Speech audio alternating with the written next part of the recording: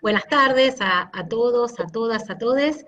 Mi nombre es Eva Cousovitis, soy ingeniera civil, coordino la cátedra de Ingeniería Comunitaria en la Universidad de Buenos Aires y también formo parte e integro el Frente Salvador Herrera de la CTA Capital. Bien. Ahí está, ya apareció Jorge, ¿no? Sí, o por lo menos yo lo veo. Creo que estoy. Buenas tardes. Buenas tardes. Buenas tardes, Jorge. Bueno, entonces empezamos un poquito con las preguntas. Y una de las primeras preguntas que queríamos hacerte es respecto de la cátedra libre, ¿sí? Que nos explicaras brevemente acerca de cuándo se originó, cómo, qué contenidos tiene. ¿Sí? Bárbaro, buenísimo. Bueno, ahí como para contarles un poco y hacer como un poco de historia, la ingeniería tradicional, sobre todo la ingeniería civil, que es mi disciplina, es una carrera que nos propone un modelo bastante vertical. Muchas veces la ingeniería se nos presenta bastante autoritaria, bastante patriarcal. La formación en ingeniería está basada en general, ¿no? En transferencia de contenidos muy fragmentados. Y si hay algo que caracteriza, ¿no?, a este modelo de la ingeniería, de la enseñanza de la ingeniería, es que se nos presenta muchas veces la ingeniería, el ejercicio de la ingeniería de manera ahistórica, ¿no? Y sin contexto. Creo que hace un ratito Jorge hacía algunas referencias al respecto. La ingeniería se presenta sin contexto histórico, político, cultural, social, y por eso es que fracasa en muchas de sus intervenciones, y también en muchas de sus intervenciones termina reproduciendo o amplificando las desigualdades. En ese contexto, ¿no?, de esa ingeniería que nos formó de esa manera, es que hace unos 10 años un grupo de compañeras y compañeros de distintos ámbitos universitarios, de organizaciones sociales, sindicales, comenzamos en esta búsqueda de poder deconstruir a la ingeniería, de poder humanizar a la ingeniería, de pensar en una ingeniería que escuche. La ingeniería escucha muy poco, que escuche y que dialogue. Pensar en esto de una ingeniería a escala humana y una ingeniería que entienda que el hacer por el hacer no tiene mucho sentido. Esa ingeniería que se pregunta, ¿no?, el cómo, el con qué, el con quién, el para qué, era esa ingeniería que estábamos buscando. Y la mayoría de nosotras y nosotros nos habíamos formado en los movimientos sociales, trabajábamos en organizaciones y movimientos sociales siendo parte de las organizaciones. Por lo tanto, lo que nos interpelaba era la organización comunitaria y social. Y teníamos ese deseo de recuperar el rol social y político de la universidad pública, de nuestra universidad pública. Y así fue como empezamos a incorporarnos a las mesas barriales para discutir las problemáticas urbanas en los barrios más olvidados de la ciudad de Buenos Aires. Así fue como nos incorporamos a las asambleas ambientales, a las asambleas de inundados, a los foros hídricos, a organizaciones de la economía popular. Fuimos desde la autogestión de las obras de infraestructura en los barrios populares de la ciudad de Buenos Aires, hasta presentar proyectos de ley acompañando colectivos y organizaciones urbanas y sociales, y hasta acciones judiciales, ¿sí?, en amparo para garantizar derechos vulnerados. Respecto a nuestro programa, la verdad que tenemos un programa bastante extenso, ¿no?, que va desde unidades que tienen que ver con la energía, la producción, unidades que tienen que ver con el desarrollo de infraestructura infraestructura en barrios populares, unidades vinculadas a la problemática ambiental y la salud comunitaria, problemáticas vinculadas, ¿no?, a la ingeniería desde las perspectivas de los feminismos y las disidencias. En general, lo que solemos hacer es desarrollar proyectos de intervención territorial junto con las comunidades. En estos proyectos se incorporan estudiantes de la Facultad de Ingeniería y de otras disciplinas también para intervenir en estos proyectos. Estos proyectos incluyen desde procesos, ¿no?, de autogestión a la hora de desarrollar infraestructura hasta relevamientos y mapeos de diferentes dimensiones urbanas, ¿no?, como podrían ser relevamientos y mapeos de infraestructura sanitaria, de características del espacio público y del hábitat popular. Elaboramos también, o tenemos, ¿sí?, espacios en donde discutimos y elaboramos diferentes políticas públicas que impulsamos con otras organizaciones, y también tenemos todos los años, bueno, excepto este año, que es un año particular, tenemos cursos de formación comunitaria. Estos cursos son abiertos a las comunidades, están pensados, ¿no?, para desarrollarlos en conjunto con las comunidades, y así hemos desarrollado proyectos de vedoras y vedores de obras de infraestructura, de promotoras de espacio público, de promotoras sanitarias, y tenemos también los cursos cuatrimestrales, o sea, esos cursos que están dentro de lo que sería la currícula de las ingenierías, y que tienen la particularidad de que son cursos abiertos, es decir que son espacios, ¿no?, que construimos junto con estudiantes de las diferentes carreras de ingeniería, estudiantes de otras carreras, de otras disciplinas, y además son cursos abiertos a las comunidades. Así que ahí es como el ámbito donde cuatrimestralmente desarrollamos estos cursos, y ahí logramos entonces poner en igualdad de condiciones el conjunto de los saberes. Lo interesante es que nuestra facultad tiene una modalidad para cursar para quienes no son estudiantes de la Facultad de Ingeniería, que es la resolución 168, y eso permite, ¿sí?, que estos cursos les entregue certificado al conjunto de los participantes. En general, estos cursos cuatrimestrales son cursos que en los últimos años han sido muy numerosos. El del año pasado fue un curso de desarrollo de infraestructura en barrios populares, y ahí participaron 100 estudiantes, ¿no?, muchos y muchas referentes y referentas de diferentes barrios populares, muchos y muchas estudiantes de la Facultad de Ingeniería y de otras carreras y de otras disciplinas. Así que bueno, esas son como un poco las distintas modalidades que tenemos desde la Cátedra de Ingeniería Comunitaria. Nos preguntábamos si ustedes vieron aumentar el número de estudiantes que se interesan por este tipo de ingeniería en los últimos tiempos. Sí, la verdad es que sí. En estos últimos años hemos notado cómo muchos más y muchas más estudiantes se sumaban a intervenir puntualmente en algún proyecto de extensión, a intervenir puntualmente en algún relevamiento, en algún barrio popular, o también a desarrollar, por ejemplo, su trabajo profesional, su trabajo final, en temas vinculados con el hábitat popular y la ingeniería comunitaria. La verdad es que hemos visto con mucha alegría, ¿sí?, que las y los estudiantes cada vez más, ¿no?, se interesan y los interpela esta idea de poder pensar en ingeniería diferente.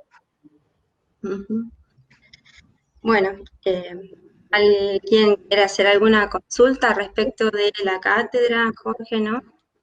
No, yo realmente más que consulta quería meter un bocadillo, una observación que me parece realmente interesante e importante que los estudiantes de urbanismo puedan participar, por eso era una de las preguntas a hacerte, Eva, bien te hace Marcela, porque si bien nosotros tenemos en la currícula de la licenciatura algunas materias que trabajamos, cuestiones de infraestructura, el hecho de trabajarlo directamente desde un ámbito de la ingeniería y sobre todo haciendo prácticas en distintos barrios y a través de distintas experiencias, me parece que si hay algún estudiante que está escuchando, que preste atención y que intente anotarse, porque, o nosotros como graduados también, sería buenísimo, porque la verdad que es un punto que, si bien, como digo, lo tocamos, nos falta profundizar un poco y es súper interesante e importante. Sí, conozco compañeros y compañeras que estuvieron cursando el año pasado. Buenísimo, claro. Sí, desde ya que son súper bienvenidos. Nuestros cursos están pensados desde la multidisciplinariedad, así que están pensados para que puedan abordarse y además enriquecerse desde las diferentes disciplinas y además desde diferentes ámbitos. Por lo tanto, cualquier alumno o alumna de la carrera de urbanismo puede sumarse a nuestros cursos, puede recibir además un certificado oficial, así como también lo reciben quienes se suman, ¿no?, de participantes que integran nuestras comunidades. Así que estos cursos son cursos completamente abiertos y cualquiera puede incorporarse a participar, y justamente lo interesante es que eso sucede y que entonces nosotros también nos enriquecemos un montón, ¿no?, con la mirada y los aportes, ¿sí?, de otras disciplinas. Bien. Bueno, ahora vamos como para el lado de la acción y te vamos a preguntar respecto de una presentación de un recurso de amparo que se hizo ante el gobierno de la ciudad de Buenos Aires. ¿Qué nos puedes contar al respecto y qué resultados obtuvieron respecto de esa petición? Les estaba contando sobre la acción judicial, sobre la acción colectiva de amparo que habíamos presentado en abril junto a un grupo de mujeres referentas de diferentes barrios populares de la ciudad de Buenos Aires, y lo que les contaba era que no acceder formalmente al agua potable limita la reproducción de la vida, pero también limita toda posibilidad de autonomía para las mujeres y las disidencias. Y de ahí la importancia de que esta acción colectiva haya sido una acción colectiva impulsada por un grupo de mujeres. Lo interesante también de esta acción colectiva es que la presentación ante la justicia incorporó una propuesta técnica que discutimos y que consensuamos con el conjunto de las comunidades. Una propuesta técnica de cómo abordar el inmediato, de cómo pensar en un plan de acción que nos permita garantizar el acceso al agua en este contexto de pandemia y de epidemia de dengue, en abril, en ese entonces, en ese contexto, en la totalidad de los hogares. Ese plan de asistencia sanitaria inmediata era un plan que incluía desde la entrega de tanques en todos los hogares, la incorporación de tanques comunitarios, la entrega de dispenser, recorridos diferentes para los camiones cisterna, etc. Era una propuesta concreta para la atención inmediata sanitaria en el contexto de pandemia. Y además también entregamos una propuesta de fondo, y ahí lo que hicimos fue elaborar los lineamientos de un plan de agua y saneamiento para los barrios populares de la ciudad de Buenos Aires, para poder garantizar en el 100% de los hogares de la ciudad, el distrito más rico de nuestro país, la ciudad con presupuesto europeo, que todos los hogares estén conectados formalmente. Y terminar con esta desigualdad vetusta, ¿sí?, en el acceso a un servicio esencial como es el agua. En mayo, la justicia nos dio la razón. La justicia le ordenó al gobierno porteño que garantizara 150 litros por habitante por día, y por primera vez aparece esta idea de acceder en igualdad de condiciones. Aparece este principio de igualdad en el acceso al agua, que para nosotras era fundamental, porque muchas veces se cree que acceder al agua es juntar agua en un balde. No, acceder al agua la justicia entendió que era acceder con una dotación equivalente al resto de la ciudad. Y además también la justicia ordenó que el gobierno, en conjunto con las comunidades, jerarquizando la participación ciudadana y comunitaria, elaborara planes de contingencia y protocolos de actuación.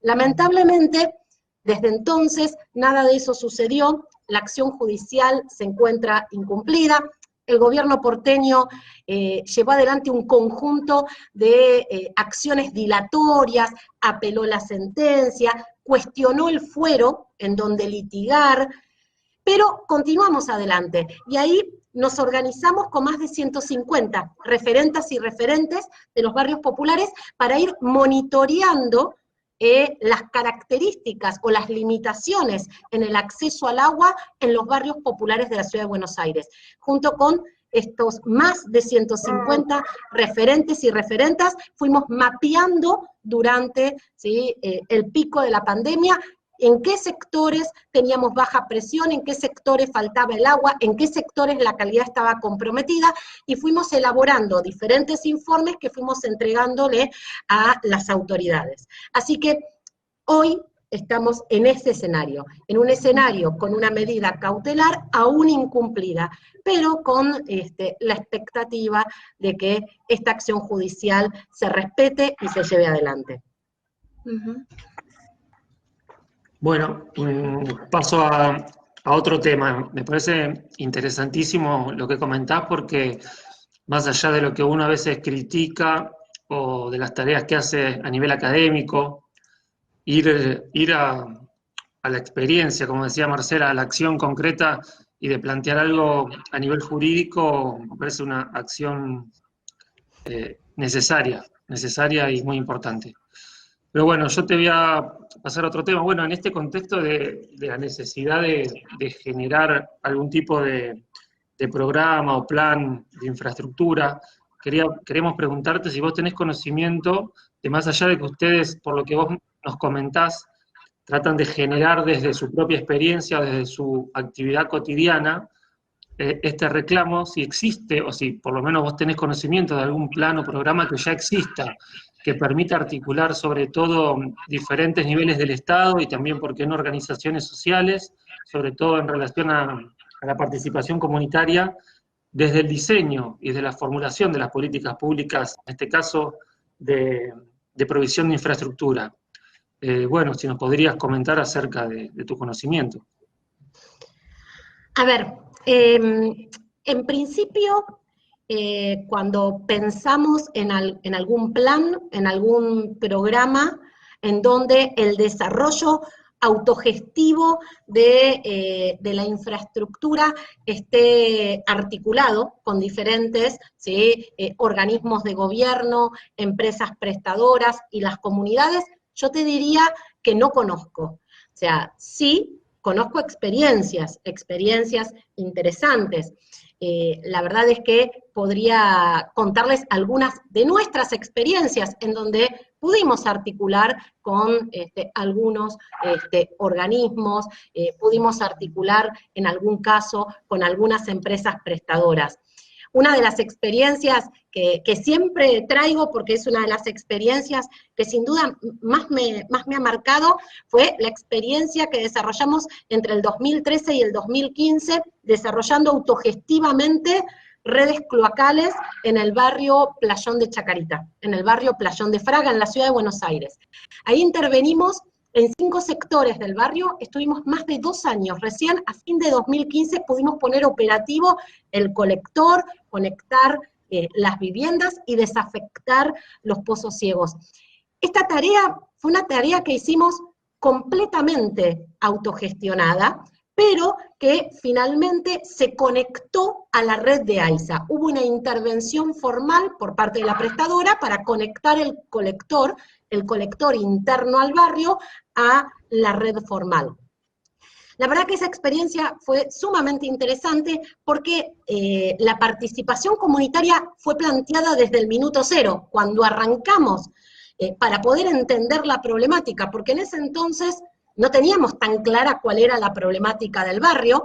El barrio tenía cámaras precarias, redes precarias, tenía pozos ciegos comunitarios, Para poder poner en común el diagnóstico del barrio, trabajamos con el conjunto de la comunidad del barrio, con el conjunto de la comunidad desarrollamos el relevamiento topográfico, discutimos los diseños, y fue por primera vez que pudimos pensar en un diseño completamente diferente al diseño tradicional de la ingeniería.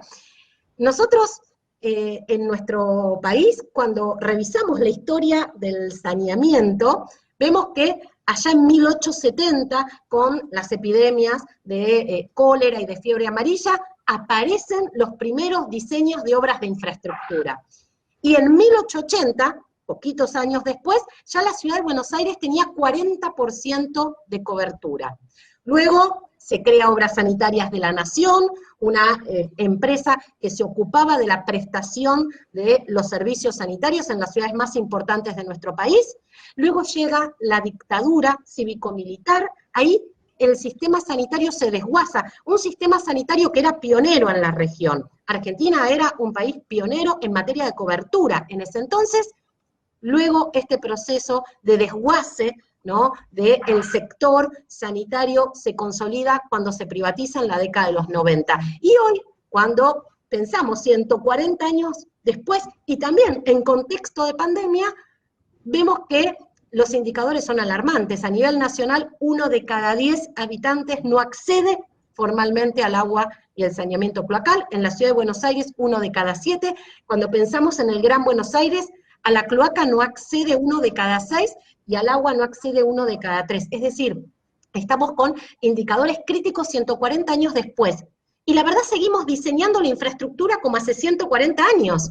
Por eso es que esta experiencia que siempre la traigo, fue esa experiencia que nos permitió pensar en diseños completamente diferentes. Y así fue como con la comunidad del barrio diseñamos obras de infraestructura, ¿sí?, diferentes obras de infraestructura, por supuesto, ¿sí?, que tenían que ver con la trama urbana del barrio, o sea, obras de infraestructura que tenían al barrio por contexto, al barrio y a las complejidades del barrio, porque era un barrio sobre un playón ferroviario, había durmientes, había rieles, teníamos que excavar muy despacito, en fin. La verdad es que esa experiencia fue una experiencia súper interesante. Diseñamos en conjunto, ejecutamos en conjunto, y luego el barrio se apoderó de esas obras que había ejecutado, ¿sí?, durante tantos fines de semana, durante tantos años, y esas obras hoy se encuentran operativas, funcionan, y hasta ahora nunca se han obstruido. Por eso siempre traigo esa experiencia, ¿no?, como una experiencia integral, en donde discutíamos juntos y en asambleas los presupuestos, los cómputos, nos organizábamos para comprar los materiales, para alquilar el martillo neumático. La verdad que fue una de las experiencias que a mí más me ha marcado en mi desarrollo y en mi recorrido como militante y como profesional. Y cuando pienso en otro tipo de programas o planes, la verdad es que ahí me viene un programa que para mí fue muy importante y muy interesante, que fue el programa A+T y C+T, Agua más Trabajo y Cloaca más Trabajo. Pero si bien ese plan incorporaba la participación de la comunidad a través de cooperativas, la instancia de la participación estaba restringida a la ejecución del trabajo. Entonces, por eso cuando me preguntás qué modelo yo conozco que integralmente nos permita discutir, diseñar, proyectar, controlar y operar la infraestructura de manera comunitaria, en principio te digo que no. Tenemos un desafío súper interesante porque también hoy tenemos diferentes programas como el programa Potenciar Trabajo, un programa que está destinado a beneficiarias y beneficiarios de los programas sociales y que también tiene incorporada la dimensión de la infraestructura, el mejoramiento del espacio público y la dimensión de la infraestructura sanitaria interna, es decir, mejoramiento, ¿no?, y ejecución de lo que llamamos núcleos húmedos, de los baños, cocinas, ¿sí?, de los hogares, de los barrios populares a nivel nacional. Es un programa nacional. La verdad es que, bueno, ahí hay un enorme desafío, ¿no? Porque ahí tenemos todo por recorrer y por hacer. La idea de que entonces podamos, en conjunto con las comunidades, poder abordar integralmente el desarrollo de la infraestructura, me parece que está presente.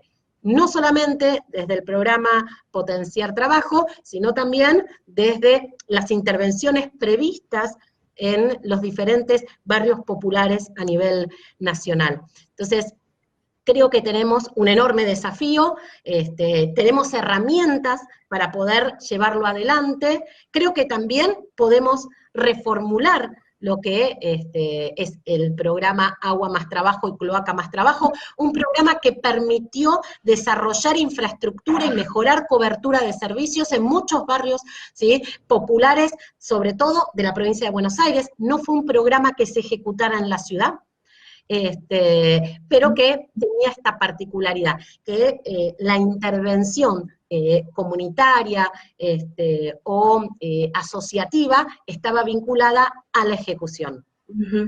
Se reinstaló el programa ahora, está otra vez poniéndose en funcionamiento, y a mí me quedaba una pregunta respecto a esta experiencia tuya del playón, en el momento en que tuvieron que conectar el barrio a la colectora de AISA. ¿Cómo fue esa articulación con la prestataria? Porque suele ser un poco complicada, ¿no?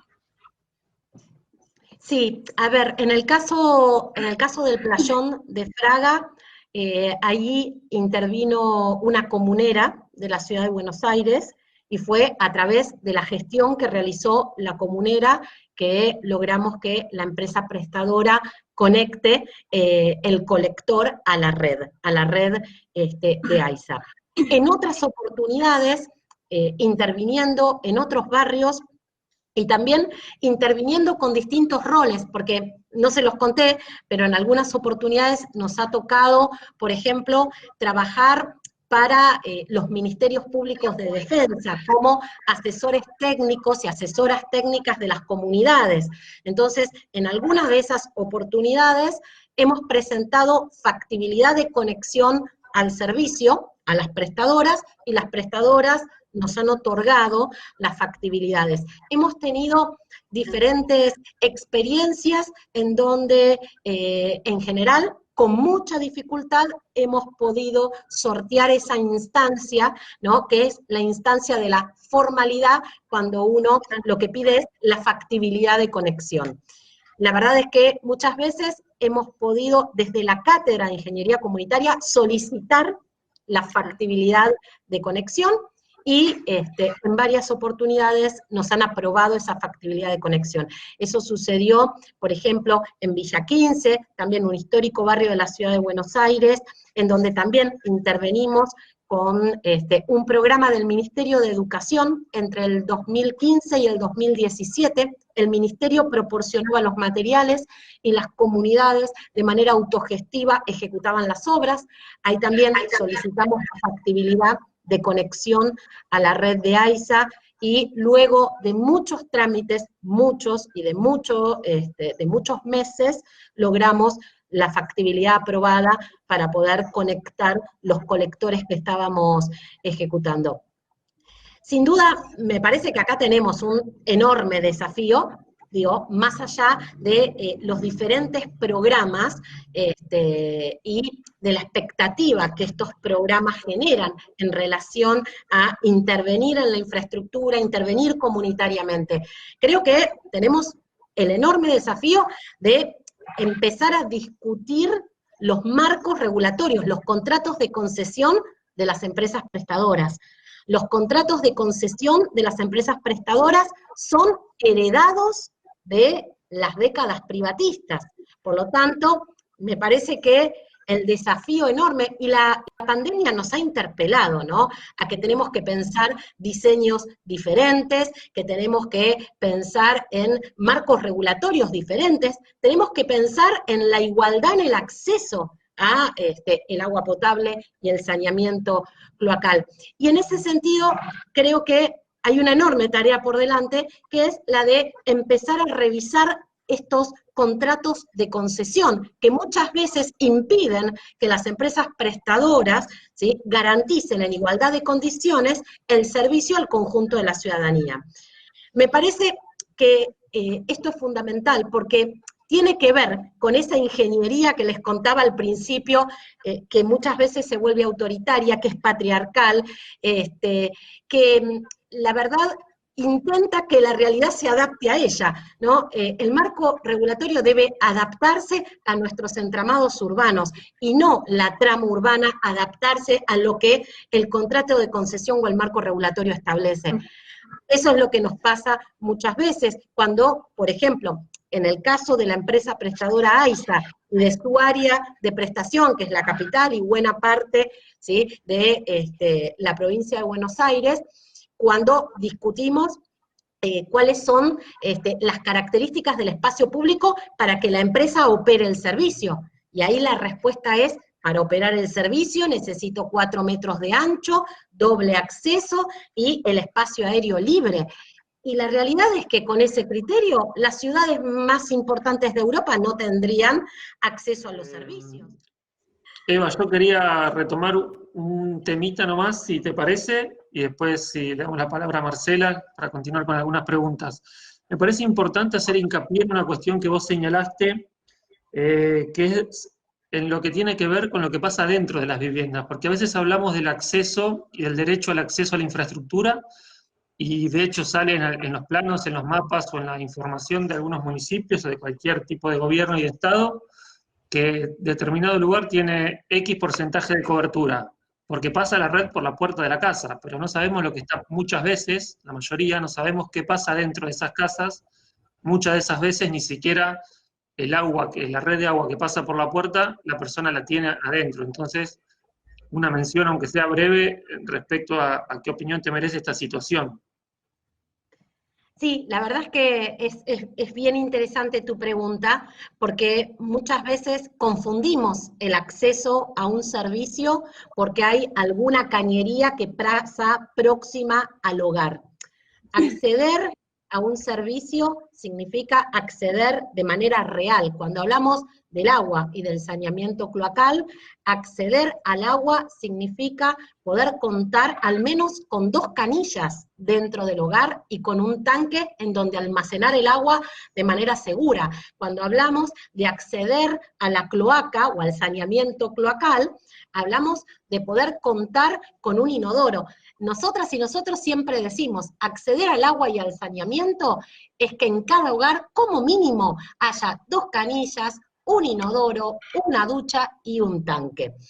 La verdad es que, en general, las intervenciones que se realizan sobre los espacios públicos y por lo tanto no atienden las necesidades de la infraestructura interna de los hogares. Y así es como la política sanitaria se traslada al esfuerzo que puedan hacer las familias para poder conectarse, para poder tener una canilla, para poder tener un inodoro.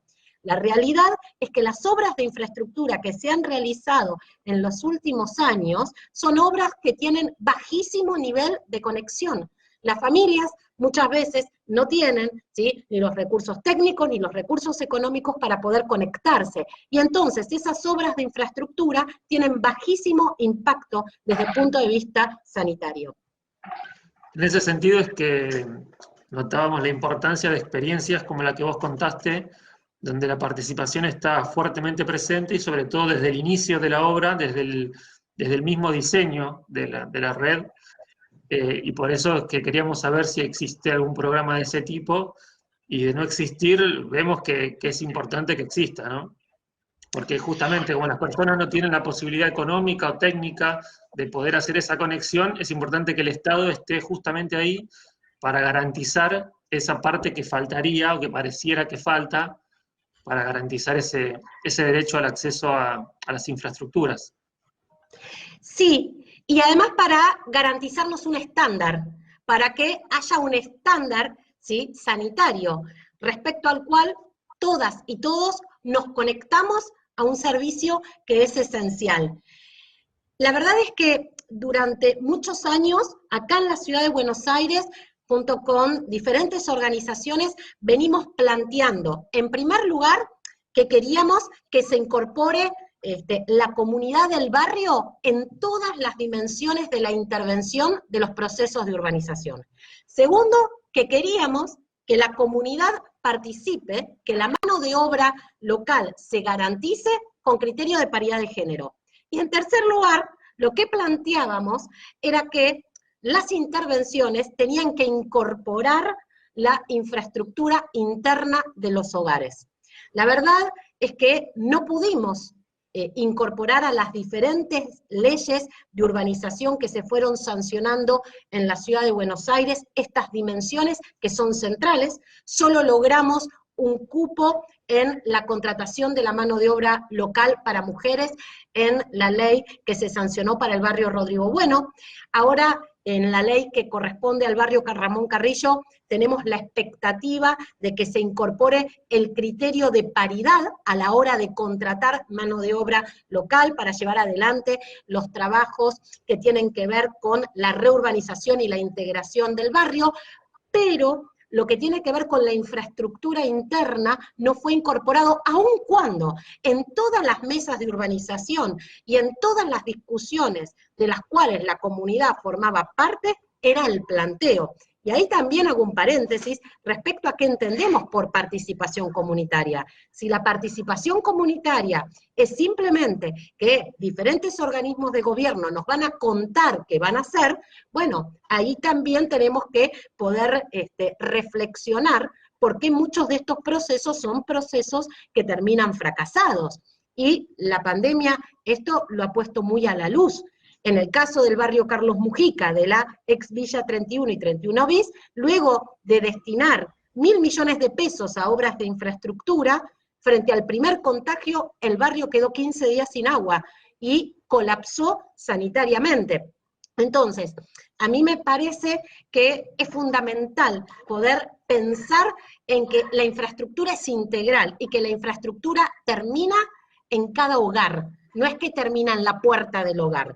Y en ese sentido, la verdad es que el programa Potenciar Trabajo es un programa que incorpora lo que es la infraestructura interna para poder ejecutarla a partir de beneficiarios y beneficiarias del programa social, Salario Social Complementario, y también con enorme expectativa vemos que los proyectos que se están desarrollando ahora desde el Ministerio de Desarrollo Social de la Nación, en el marco de la urbanización y de la integración de los barrios populares, está incorporando, ¿sí?, la dimensión de la infraestructura interna.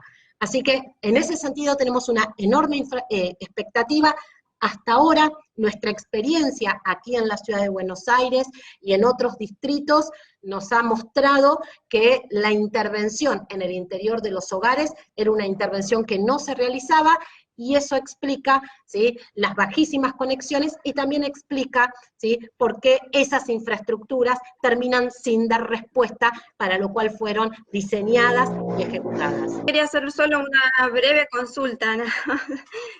Porque por ahí habíamos hablado un poco con Jorge de avanzar sobre un pequeño ejemplo de un barrio en donde hubiese alrededor de 3.000 viviendas, cómo imagina o cómo ella acostumbra llevar adelante estos procesos de intervención, si sería por sectores, si sería por manzanas, si depende de cada barrio, un poco breve eso. A ver, yo creo que lo más importante, previo a cualquier intervención, es poder poner en común un diagnóstico, ¿no? Un diagnóstico y poder poner en común prioridades. Eso me parece que es fundamental. Cuando desde la cátedra de Ingeniería Comunitaria intervenimos en algún proyecto, en general intervenimos como resultado de una demanda de la comunidad. Entonces es importante, ¿sí?, me parece que en primer lugar sea una demanda de la comunidad, ¿sí?, en segundo lugar poder poner en común la problemática, poder poner en común el diagnóstico. Me parece que también es importante establecer con claridad los objetivos de la intervención, ¿no? Para no generar grandes expectativas. Muchas veces pasa que llegamos con una mira, ¿no? Y un teodolito, o con un odómetro, que son esas ruedas que se usan para medir distancias, y generamos una expectativa enorme. Bueno, es importante previamente, ¿no? Acordar el alcance de la intervención para no generar expectativas que no correspondan. Después es importante acordar las características de la intervención. Y por supuesto, si vamos a intervenir en una obra de infraestructura, discutir el diseño.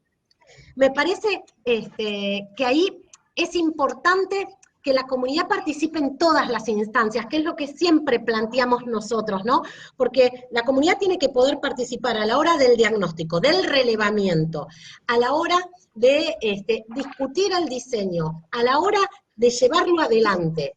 Si de pronto la obra la está llevando adelante un organismo de gobierno, ahí en ese caso es importante que la comunidad se involucre en lo que es el control ciudadano de esas obras, porque también vemos que muchas de esas obras que se llevan a cabo con fondos públicos fracasan. Bien, para justamente evitar que eso suceda, es importante que la participación comunitaria esté garantizada en todas las etapas que implica una intervención de este tipo. En el caso de que la intervención sea una intervención desde alguno de los espacios universitarios, ¿no? Como por ejemplo la Cátedra de Ingeniería Comunitaria u otros espacios, ¿no? Que trabajan junto con las comunidades, ahí me parece que una vez que las prioridades las podemos establecer, que el alcance de la intervención lo podemos establecer, lo que siempre indica en estos casos la técnica sanitaria, ¿no?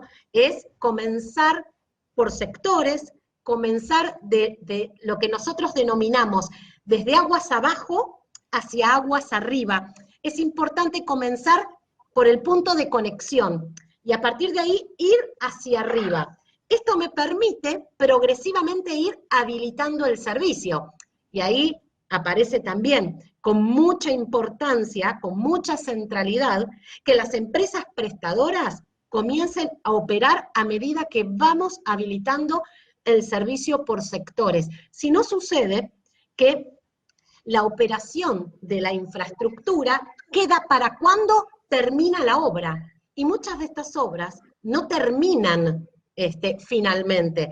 Por lo tanto, hay infraestructura que se ejecuta y que nunca se formaliza. Es decir, infraestructura que se ejecuta y que nadie opera, y que entonces, una vez más, termina siendo, ¿sí?, una infraestructura precaria e informal. Por eso, en general, lo recomendado es que podamos comenzar desde los puntos de conexión hacia aguas arriba, ir ejecutando de a tramos, de a sectores, habilitando de a tramos, de a sectores.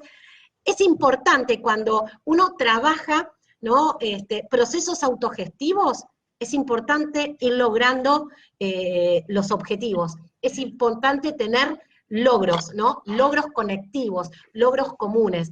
Nosotros siempre hacemos lo que se llama la prueba del balde. Es decir, cuando ejecutamos una cloaca, ejecutamos una cámara, luego un colector y la cámara de aguas abajo. En general, ejecutamos las cámaras y luego bajamos la tubería, bajamos el caño y lo conectamos a las cámaras. Y ahí lo que hacemos es la prueba del balde, que es tirar un balde de agua desde la cámara que está aguas arriba y que el agua salga en la cámara de aguas abajo. Bueno, la prueba del balde es de esos pequeños, ¿no?, logros colectivos que nos permiten entonces continuar avanzando. Y ese aspecto me parece que no es menor en absoluto. Cuando empezamos en el Playón de Fraga, que es esta experiencia que les conté, íbamos a ejecutar la infraestructura en un solo sector. Y la verdad que había buena parte de la comunidad que no tenía gran expectativa en que pudiéramos lograr esta obra, porque estábamos sobre un playón de maniobra, era autogestiva, había que organizarse, era una obra compleja, Y a medida que avanzamos con la obra, que iba a ser para un solo sector, el resto de los sectores comenzaron a entusiasmarse, y finalmente fueron 5 los sectores, ¿sí?, que ejecutaron sus colectores cloacales. Por eso, a mí me parece muy importante, ¿sí?, más allá que la técnica, entre comillas, indique comenzar del punto de conexión e ir hacia aguas arriba, para ir habilitando, me parece muy importante también comenzar, ¿no?, en aquellos sectores en donde tenemos buenos niveles de organización comunitaria, para justamente poder comenzar a lograr estos pequeños logros colectivos, ¿no?, que terminan contagiando al resto de la comunidad para seguir avanzando en el desarrollo comunitario de la infraestructura.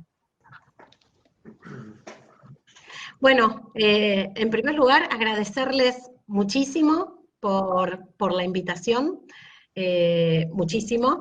Desde ya, invitar a todas y a todos a sumarse, a ser parte de la Cátedra de Ingeniería Comunitaria, en cualquiera, ¿no?, de los proyectos y de las instancias en las que trabajamos y abordamos las diferentes problemáticas. Nuestros cursos son cursos siempre abiertos.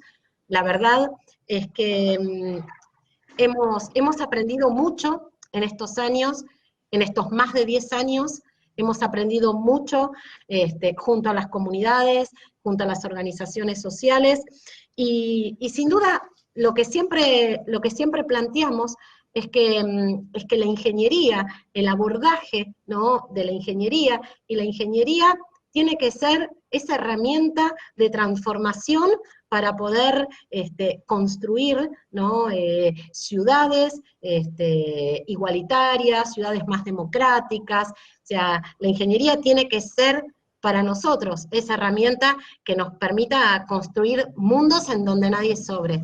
Y yo creo que la pandemia nos ha interpelado al conjunto de la ciudadanía, a la ingeniería en particular, ¿no?, porque cuando veíamos, ¿no?, que las 2 herramientas fundamentales para el abordaje de esta pandemia eran acceder al agua y acceder, ¿sí?, a una vivienda en donde poder garantizar el aislamiento social, y vemos que la ingeniería no ha podido dar respuesta. La primera reflexión es que en algo hemos fallado. O sea, ahí la ingeniería tiene que hacer una profunda autocrítica en relación a eso, ¿no? Y yo creo que la pandemia nos ha interpelado a esa autocrítica. Por eso creo que tenemos grandes desafíos por delante, ¿no? Grandes desafíos en relación a garantizar derechos en igualdad de condiciones. Hablo del derecho al agua, pero también puedo hablar del derecho a la conectividad, ¿sí? También puedo hablar de el derecho a los tendidos eléctricos formales, el derecho a un hábitat digno. Por eso me parece que tenemos grandes desafíos. Hay programas nacionales que empiezan a ponerse en marcha, y me parece que eso va a depender de nosotras, de nosotros, de nuestras comunidades y de nuestras organizaciones, poder garantizar que esos programas nos permitan entonces, ¿sí?, garantizar derechos en igualdad de condiciones con la participación ciudadana y comunitaria, con las comunidades como protagonistas a la hora de poder decidir cuál es ese barrio que quieren, ¿no? No una participación informada, ¿no? Necesitamos, ¿sí?, poder garantizar mecanismos genuinos de participación para realmente poder las comunidades ser protagonistas. Me parece que además tenemos el desafío de incorporar en estos procesos una perspectiva y una mirada feminista. Me parece que eso es fundamental. Hasta ahora los procesos de urbanización y de integración que se han venido desarrollando no han incorporado la dimensión de los feminismos populares, ¿no? No acceder en igualdad de condiciones limita la autonomía de las mujeres y las disidencias. No poder contar con, por ejemplo, luminarias adecuadas no permite a las mujeres transitar la nocturnidad. Por eso yo creo que tenemos importantes desafíos por delante y todos nuestros proyectos son proyectos abiertos para que puedan sumarse en todas y cada una de esas instancias. Así que la verdad es que muchísimas gracias, ¿no?, por esta oportunidad, por esta invitación y por poder charlar con todas y todos. Bueno, gracias, Eva. Yo aprovecho a agradecerle a todo el equipo de la Universidad de Expo Urbanismo por invitarnos también a nosotros, no sé, Marcela y a mí, a Eva desde ya y a todos los que participaron desde Facebook. Y bueno, seguimos intercambiando opiniones por las redes.